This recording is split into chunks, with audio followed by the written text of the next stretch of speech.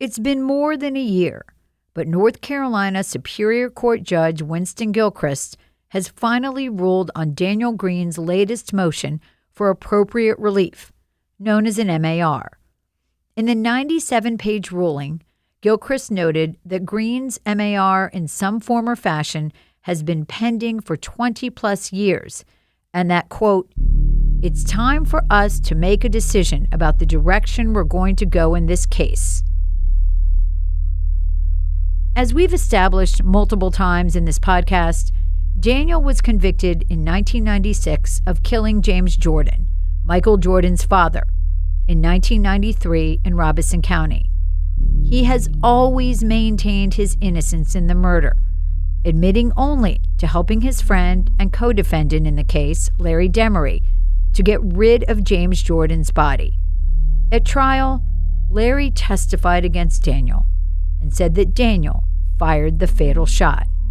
In return, Larry got a life sentence with the possibility of parole. Daniel got a life sentence with no possibility of parole. We were in the courtroom in Harnett County when Daniel arrived for his hearing on September 29, 2022, a hearing he said he didn't even know was scheduled.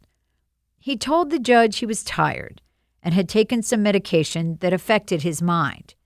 He later told me that he'd been caught off guard by the date of the hearing and that he had to grab his files quickly from his cell as they whisked him off for the 2-hour drive to the courthouse. When Daniel got to court and met up with his longtime attorney, Christine Muma, he told her he was going to fire her and wanted to represent himself, which under the law is called pro se. Daniel shared this with the judge in open court, saying he had a conflict with Muma. Muma said she had no conflict of interest with her client and wanted to continue representing him. In the ruling, Gilchrist details his exchange with Daniel in court and his observations. He said of Daniel, quote, "He was alert, attentive, clear-eyed, and steady of gait as he entered the courtroom despite being shackled. He responded appropriately to the court's questions. He unambiguously expressed his desire to represent himself." Judge Gilchrist goes on to say, quote, "Defendant did not exhibit any signs of sleep deprivation, inattentiveness, intoxication, or impairment. He was rational, verbally articulate, and comprehensible." The judge agreed to let Daniel represent himself, saying, quote, "Defendant's choice to waive counsel and represent himself may arguably have been unwise, but it was freely made, unaffected by physical or mental impairment, and made with an understanding of the defendant's options and the effects of his choices. Among other things, defendant was aware that if he represented himself, he would also be responsible for arguing on his own behalf at the scheduled hearing."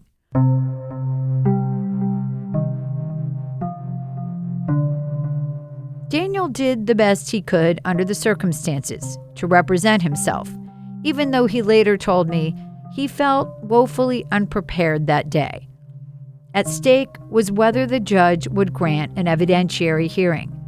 That's the step before someone gets a new trial. The standard for an evidentiary hearing is that there must be new evidence that likely would have changed the outcome of the original trial, which took place in 1996. Both Muma and Daniel have argued in court filings and in person that there are several pieces of new evidence. One of the most notable is that Daniel's co-defendant, Larry Demery, allegedly told Muma during a visit to prison that Daniel did not kill James Jordan. Daniel claims his due process rights were violated, that his defense and appellate counsel were ineffective, and that the state withheld evidence that could have exonerated him. The list of problems cited in the MAR and the motions include the improper way an SBI agent testified about the blood evidence, a secret connection between Larry and a drug dealer who happened to be the sheriff's son, a gunshot hole in Jordan's shirt that magically appeared at trial but was never noted in the original autopsy, and numerous problems with jurors. Since the September hearing, Daniel has filed multiple motions on his own behalf to supplement the record, motions that the judge also considered along with what happened at the 2022 hearing.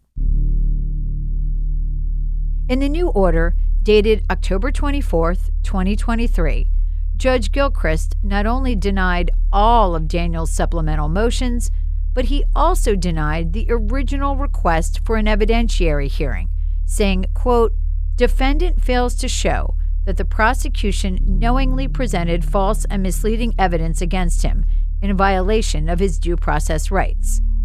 The judge concludes in bullet point number 592 by saying, quote, "Because the court can determine from the record and the defendant's MAR that the issues raised within the claim are meritless, defendant is not entitled to an evidentiary hearing on these issues." I spoke to Daniel. He's now read the order, and he believes it's very similar to the previous ruling in his case by the same judge. Hi, Amanda. This is Daniel. So this is the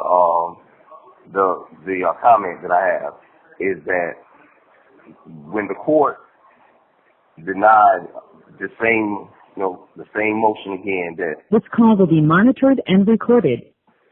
Okay, let me start that over again. So basically, what happened is that Judge Gilchrist denied the MAR again based on the exact same reasons that he denied it the last time. Basically, that they entered in the same order. And what he's saying is that my attorney... Over the years, many attorneys have touched Daniel's case. What he's saying is that all of these attorneys filed incompetent affidavits, that these attorneys filed claims that had no merit. He's saying that because these attorneys filed other claims in a manner that was procedurally deficient, that I am not allowed to amend or supplement what was filed in order to advance the claims that I filed. Daniel has an option to appeal this ruling. It will be very tough for him to get the same judge to rule differently a third time.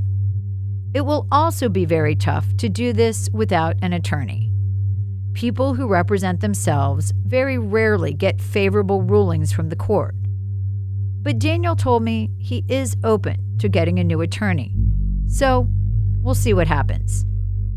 Once again, after 15 episodes of this podcast, we find ourselves in limbo yet again, exactly where we first started, and really where the case has been for 20 plus years since Daniel has been filing motions to get it back in front of a judge.